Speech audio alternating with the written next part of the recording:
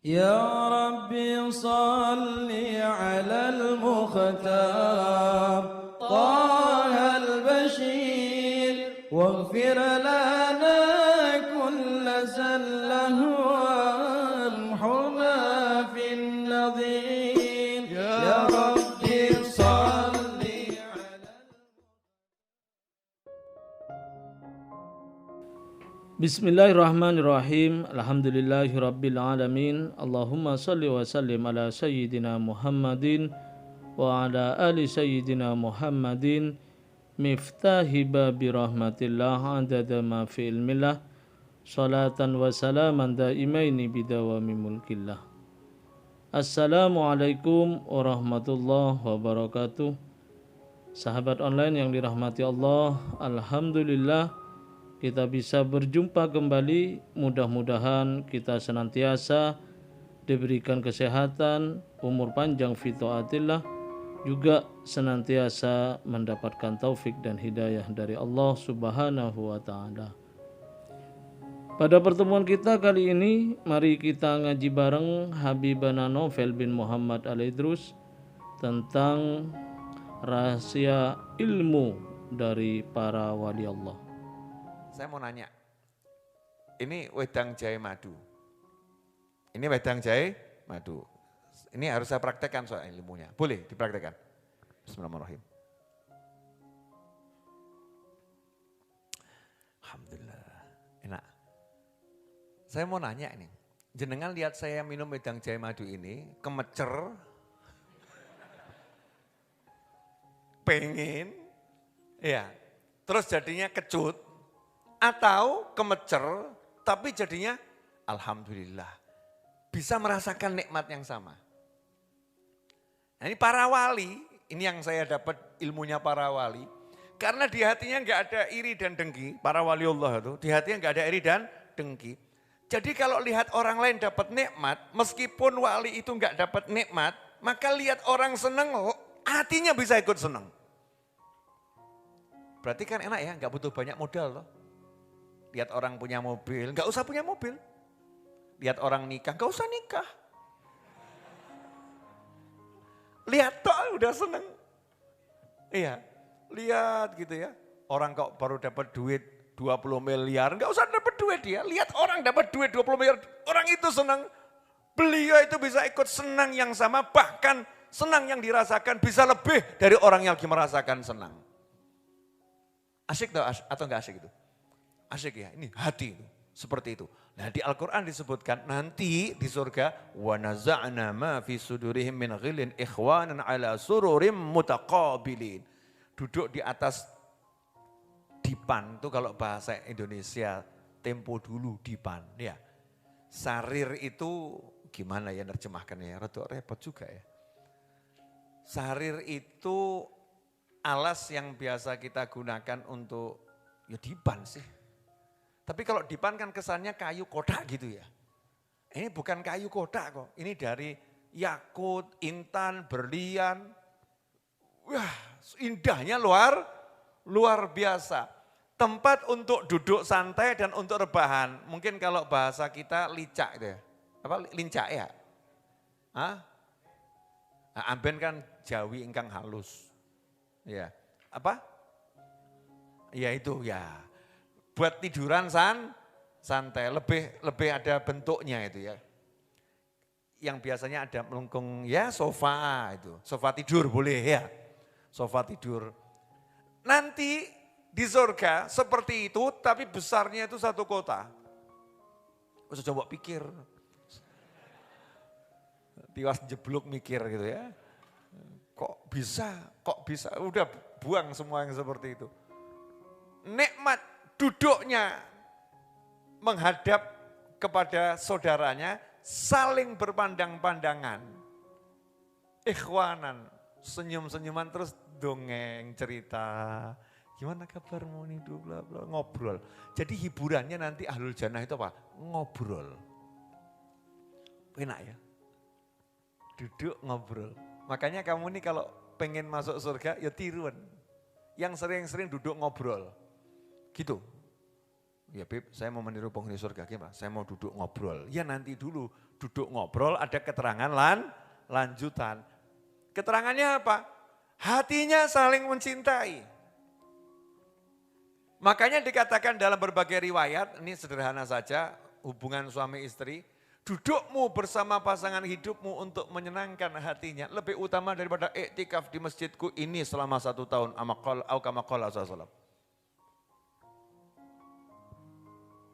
Jadi ada ibadah itu judulnya cuman ya lungguh. Tapi duduk bukan sembarang duduk. Saya mau nanya ini, siapa yang duduk sama orang tuanya bisa bahagia? Duduk lihat orang tuanya, diajak ngobrol terus seneng gitu. Ya ini banyak akhir zaman ini anak duduk sama orang tuanya, dengerin orang tuanya ngomong kok gak mondok-mondok ya. Jameki ya Allah, ya Bu, ya dia enggak mata, iya tapi hatinya, ya Allah kok ini terus gitu ya. Apalagi duduk sama mertua, istri duduk sama ibu mertuanya nyerocos terus ya. Naudzubillah min dzalik, itu mungkin ada yang batin. Mbok bisu sisan ngono ya. Naudzubillah min dzalik, itu ada yang sebelnya sama ibu mertua sampai ngebatin seperti itu. Naudzubillah min dzalik. Kalau sampai seperti itu. Nah ini ibadahnya lain, duduk hatinya seneng, jadi enggak pengen pisah. Asyik. Nah itulah gambarannya duduknya orang-orang soleh kalau lagi ketemu sama orang-orang soleh. Seperti itu. Nah ikhwani rahimakumullah, karena duduk dengan hati yang enggak ada iri dengki itu sifatnya penghuni surga, maka para wali, orang-orang soleh, para nabi dan rasul berupaya agar suasana surgawi itu ada di muka bumi. Bagaimana caranya duduk enggak ada permusuhan. Nah, orang sekarang ini kadang kalau duduk bahas politik padu. Iya. Bahas bisnis kerah, tukaran. Begitu bahasnya pisang goreng damai. Pisang gorengnya enak-enak, belinya di mana ini? Urusan apa ini?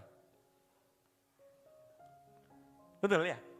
Begitu bahasnya, ada permusuhan? Enggak ada. Politik hilang. Perbedaan bisnis hilang. Nanya bahkan, pesennya di mana? Oh, yang di sana lebih enak. Akhirnya apa? Ngobrolkan kuliner. Ngobrolkan kuliner. Duduk makan bersama dengan hati yang saling mencintai, itulah yang dikondisikan oleh para wali untuk umat akhir zaman meniru apa yang diajarkan Nabi Muhammad SAW. Karena umat akhir zaman ini diajak duduk zikir, artinya belum tentu bisa bareng-bareng ingat Allah Ta'ala. Kadang-kadang duduk di tempat zikir, di dalam masjid, teriak ngucap zikir dengan kenceng, begitu noleh ke pojok, oh itu orangnya. Paham maksudnya? Masih bisa muncul iri, dengki, ya ngebatin yang gak baik sama orang di sekitarnya. Tapi begitu duduk makan, kok damai ya? Bisa cair. Nah itu kemudian dipakai oleh para ulama, makanya para ulama itu di majelis-majelisnya selalu ada sesi makan. Al-Habib Abdullah bin Alwi Al-Haddad radhiyallahu ta'ala anhu, muallif atau penyusun Ratibul Haddad, Wirdul Latif, pengarang kitab An-Nasaihudiniyah dan kitab-kitab beliau yang lain yang julukannya Qutbul Irsyad wa Da'wah. Jadi wali kutub, ya, wali kutub asli, gak ngaku-ngaku wali gitu ya. Qutbul Irsyad wa Da'wah, tugasnya bimbing manusia dan menyeru manusia ke jalan Allah Subhanahu wa Ta'ala. Makanya para habaib kalau udah bicara ilmu, rujukan pertamanya Habib Abdullah bin Alwi Al-Haddad radhiyallahu ta'ala anhu. Itu yang jadi mercusuarnya, yang menjadi panutannya dalam keilmuan. Beliau mengatakan, para wali itu di akhir zaman, kalau dulu wali itu nitipkan rahasia ilmunya di kitab. Ya di kitab. Tapi karena orang akhir zaman ini disugi kitab, ya gak iso moco. Gundul beb gitu ya. Gak iso. Dikasih yang Fathah Kasroh, gak paham beb. Yai, gak paham yai, ustadz gak paham. Sudah diterjemahkan, nggak mudeng. Ya masih nggak mudeng. Bahkan dijelaskan, ya nggak paham. Maka ulama mengambil inisiatif meletakkan berkah ilmunya di dalam makanan. Dulu saya bingung, berkah ilmu dalam makanan ki maksudnya ya piye gitu ya. Berkah ilmu dalam makanan maksudnya bagaimana? Terus saya baca nasihatnya Sayyidina Ja'far As-Shadiq radhiyallahu anhu, salah satu cicitnya Nabi Muhammad SAW. Kalau kamu lagi duduk bersama saudara-saudaramu makan bersama-sama, maka itu tidak dihitung dari usiamu. Maka ngobrol yang lama. Jadi kalau makan sambil ngobrol itu enggak buang-buang usia. Karena itulah dalam hadis Rasul juga menyatakan SAW, ya kalau lagi makan maka disunahkan sambil ngobrol. Tapi jangan ngunyah sama ngobrol. Kalau ngunyah enggak boleh sama ngobrol. Tapi dalam kondisi makan itu ya diseling-selingi obrolan. Itu sunnah Nabi Muhammad SAW. Kemudian Rasul juga mengajarkan ketika hijrah dari Mekah ke Madinah, ayuhan nas afsus salam wa at'imut ta'am wa sholli bilal wa nas niyam tadkhulul jannah bisalam. Disuruh ngapain? Disuruh nebarkan salam tapi sama ngasih makan. Jangan salam gak ono terusane. Assalamualaikum selesai. Ini assalamualaikum blok. Ya nih buat beli makanan 5 juta. Masya Allah. Kira-kira cinta atau enggak cinta itu? Cinta. Assalamualaikum, udah sarapan belum? Belum. Yuk saya traktir. Gimana traktirnya? Ikut saya, diajak ke bandara, terbang Masya Allah. Dari Solo ke Jakarta, hanya untuk sarapan. Luar biasa ya. Ini namanya betul-betul at'imut ta'am, ya, menraktir orang, ngasih makan. Kenapa Nabi SAW itu punya perhatian khusus dengan memberi makan? Karena ternyata ketika orang itu duduk makan bersama, itu hatinya itu bisa cair, bisa bersatu. Gak ada perbedaan, gak ada permusuhan, ghil, iri, dengki itu bisa sirna dengan duduk makan. Dan itu diajarkan oleh Nabi Muhammad SAW, kemudian dipahami oleh orang-orang barat. Makanya orang-orang barat sana kalau mau meeting, mau buat janji bisnis, selalu mengatakan, apa itu? Ketika lunch itu makan apa? Makan siang ya. Nanti ya ketika lunch sambil makan siang kita bahas bisnis. Kenapa? Karena kalau perut itu udah diisi, hati akan bersatu. Ini rahasia, tolong jangan di-share. Jadi kalau kamu pengen meluluhkan hati seseorang, sering-sering aja. Coba share loh ya. Ini ilmu, ya ini ilmu, praktekkan gitu. Praktekkan. Ini kalau udah dijalankan, Masya Allah. Makanya di Majelis Ar-Raudhah itu saya dari dulu berusaha agar suatu saat bisa tiap selesai majelis ada makan, alhamdulillah qabul gitu ya. Selesai majelis makan berjamaah. Rasanya gimana? Enak atau enggak enak? Enak kan ya.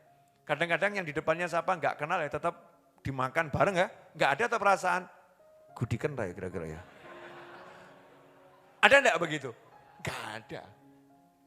TBC enggak ya gitu. Ada enggak? Enggak ada. Yang ada apa? Dulur, betul kan ya? Ini saudaraku, yuk mas ayo tambah. Ini bagianmu tambah sini gitu ya. Ini kadang-kadang tambah nyoplok. Dikasih gitu ya. Ini blok padahal tempe. Ya blok tuh jangan dikira daging gitu ya. Di sini kan menunya sangat tradisional ya. Sangat tradisional. Masya Allah, tapi nikmat. Kenapa? Karena dengan makan berjamaah, hatinya jadi berjamaah. Nah kadang-kadang ilmunya para wali yang diterapkan oleh generasi berikutnya, alhamdulillah kita terapkan, duduk makan bersama. Itu dianggap orang hal yang remeh. Ibadah kok mangan-mangan. Ibadah tuh baca Al-Quran tuh, tadarus tuh ibadah. Ibadah tuh kamu zikir yang banyak, itu ibadah. Ini Habib sama Kiai ini apa ini? Oh didik-didik kok makan, didik-didik makan, fikuli makan. Coba lihat. Mau di Pulau Jawa maupun di luar pulau. Kebiasaannya para habaib dan para kiai setiap ketemu ada makan, betul ya? Ya itu karena ilmunya Nabi Muhammad SAW. At'imut ta'am, kasih makan. Begitu duduk makan, itu hati saling mencintai. Nah saling mencintai, inilah sifatnya penghuni surga. Hasilnya apa? Kalau udah hati bisa saling mencintai, hasilnya Masya Allah. Perlu dijelaskan enggak hasilnya? Saya mau nanya, kamu banyak zikir, kamu banyak sholat sunnah, tujuannya apa? Biar bisa beli mobil lah, Masya Allah kok kuwi. Ya itu ya boleh, tapi tujuan yang paling utama apa? Pengen dicintai oleh Allah. Betul ya? Pengen dicintai oleh Allah. Sementara dalam hadis Allah Ta'ala menyatakan dalam hadis qudsi, haqqat mahabbati alal mutahabbina fi, wa haqqat mahabbati alal mutanasihina fi, wa haqqat mahabbati alal mutabadhilina fi. Makna hadisnya ini kalau diterjemahkan kurang lebih seperti ini, ringkasannya saja ya. Haqqat itu dia berhak mendapatkan cintaku. Jadi kalau diterjemahkan lebih bebas lagi, wajib ku cintai. Walaupun gak ada kewajiban bagi Allah Subhanahu wa ta'ala. Artinya itu mesti loh dicintai Allah gitu. Pasti ku cintai. Siapa yang pasti ku cintai? Orang-orang yang saling mencintai karena aku. Ini sejak kapan kita makan kok sak nampan wong limo gak ono suudzon? Apa yang menyebabkan satu nampan berlima kok jadinya asyik? Apa yang menyebabkan? Karena Allah Subhanahu wa ta'ala. Jadi berkat makan berjamaah, ini timbul cinta satu dengan yang lain di jalan Allah. Pada detik itulah Allah berkata, haqqat mahabbati. Orang-orang ini mendapatkan cintaku. Cerdas enggak para ulama? Nah, coba awakmu jak zikir bareng. Zikir bareng biar dicintai Allah Ta'ala. Sing siji, la ilaha illallah. Sebelahnya, la ilaha illallah. Sebelahnya,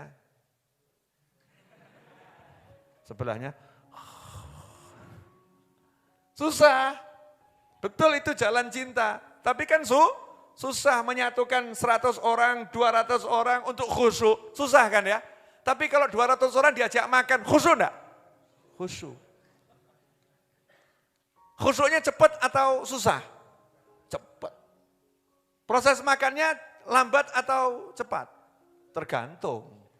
Kalau dijoki terus ya lambat. Makanya dikatakan atilul julus ma'al ikhwan fil ma'idah. Kalau ada hidangan duduk sama kawan-kawan, jangan cepat-cepat bangun. Karena saat itu Allah lagi mencintai kalian. Puas-puaskan dicintai Allah Ta'ala. Ilmunya para wali gitu. Saya gak paham, ibadah kok mangan tok ya apa. Iya kan ya? Yang gak paham. Ibadah itu ya sholat malam. Sholat malam ya sholat malam, gak usah dipamer-pamerkan. Ngaji ya ngaji, maghrib sampai isya. Tadarus ya tadarus, ada waktunya. Sholat berjamaah ya 5 waktu, masa setiap detik sholat berjamaah. Kan ada waktunya. Tapi kalau makan itu kan enak banget. Kalau lapar disuruh makan. Nah, jenengan-jenengan kan sering lapar tuh ya.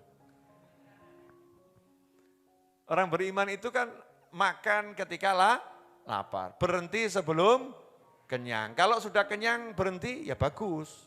Kekenyangan berhenti ya itu menyiksa diri, nanti kan nyesek gitu ya. Jadi yang enggak enak. Yang dimakan juga jadinya enggak enak. Nah karena dilihat masyarakat ini diajak ketika tadarus ya kok enggak iso khusyuk, ketika zikir enggak iso khusyuk, para wali kemudian membuat satu sistem. Gimana caranya bisa khusyuk? Ditemukan khusyuknya ketika makan. Ya khusyuknya ketika makan. Dalam makan tiba-tiba bisa ngobrol, saling kenal, saling mencintai. Saat itulah dapat cintanya Allah Ta'ala.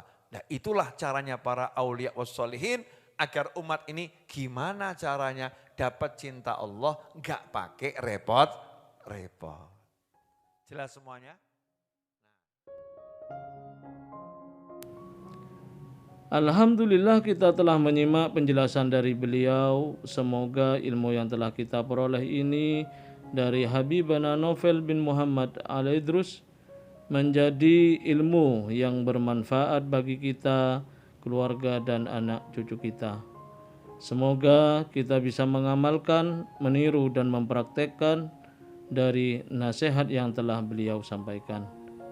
Semoga oleh Allah Ta'ala kita beserta anak keturunan kita dijadikan hamba-hamba yang soleh, yang selalu berzikir dan bersyukur kepada Allah Ta'ala. Semoga segala hajat baik kita segera dikabulkan, diwujudkan oleh Allah Ta'ala. Amin ya Rabbal Alamin. Wallahu a'lam bishawab. Semoga barokah dan manfaat. Assalamualaikum warahmatullahi wabarakatuh.